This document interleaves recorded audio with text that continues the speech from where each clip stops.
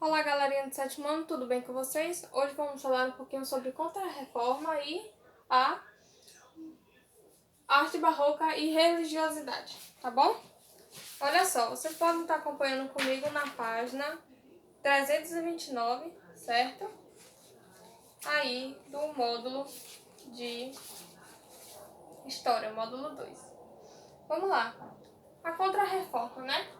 Foi um movimento de reação às críticas da Reforma Protestante, né? Então ia de encontro, né, a questão da Reforma Protestante, né, iniciada pelo monge Martinho Lutero.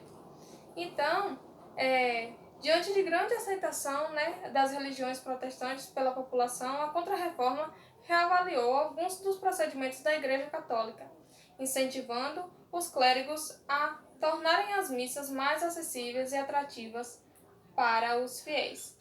Então, a Contra-Reforma, né, ela também buscou organizar e reafirmar dogmas da Igreja, determinando regras precisas para a realização de missas, sacramento, como batismo, eucaristia e matrimônio também, certo? E aí a Contra-Reforma não aceitava, né, o princípio protestante da livre interpretação da Bíblia. Por isso que encarregou, né, os clérigos a tomarem essa iniciativa, né, a transmitir os ensinamentos aos fiéis de acordo com as normas da igreja. Então, apenas eles, os clérigos, né, os párocos, vigários, os padres, poderiam transmitir, né, esses ensinamentos para os fiéis.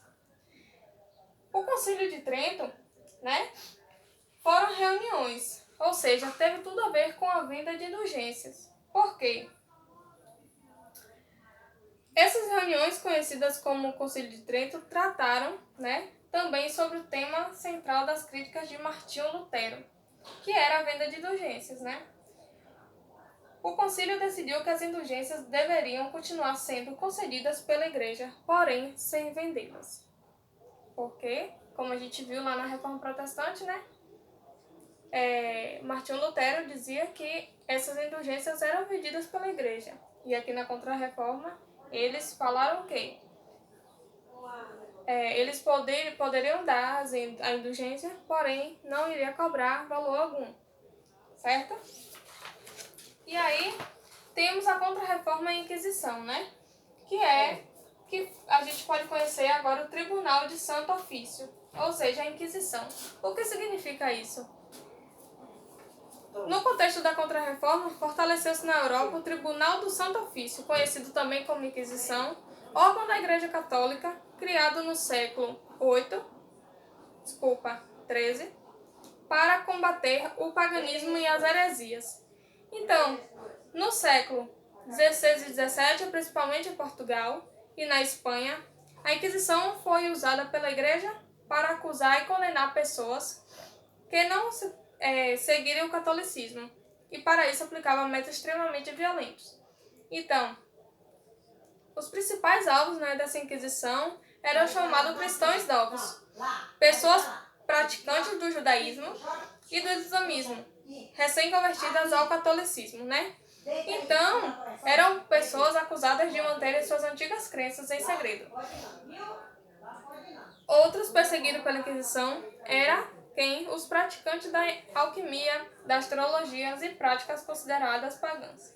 E aí a gente vai ver, né, um pouquinho sobre as torturas e autos de fé, que eram pessoas, né, acusadas pela Inquisição e eram vítimas de calúnia e difamação, né? Ou seja, era comum acusarem de heresia parentes ou vizinhos para que eles fossem presos pela Inquisição, né? Então temos aí que, em alguns casos, o Tribunal de Santo Ofício realizava o chamado auto de fé, né? Ritual público de execução dos condenados, que, na maioria das vezes, consistia em queimá-los vivos na fogueira. Isso aconteceu muito com as bruxas, né? Que foi a perseguição às mulheres, que eram acusadas de praticarem rituais mágicos religiosos. Então, essas mulheres, né, foram sacrificadas. Então, era acusado de praticar nesses rituais e feitiçaria. Então, naquela época, a Europa sofria com guerras, fomes e doenças, e muitos desses males eram atribuídos às bruxas. Então, as bruxas, muitas vezes queimavam pessoas vivas, né, crianças inclusive, para que pudesse fazer um ritual, certo? Então, esses torturas, né? Desculpa, esses autos de fé era justamente para poder punir essas bruxas. Então, vamos falar um pouquinho sobre a arte barroca e religiosidade, né?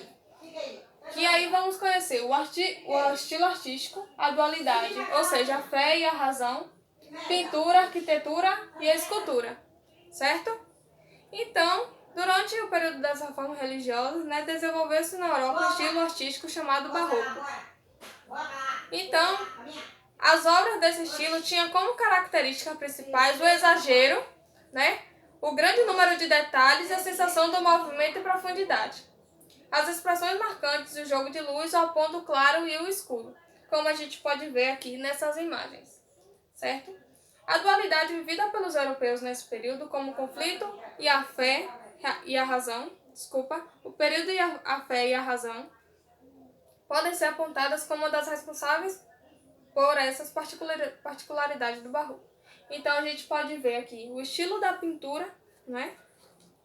Na escultura, a arte barroca se caracterizou principalmente por sua extrema dramaticidade e grandiosidade, como a gente pode ver, né? Essa escultura aqui de Gian Lorenzo, né?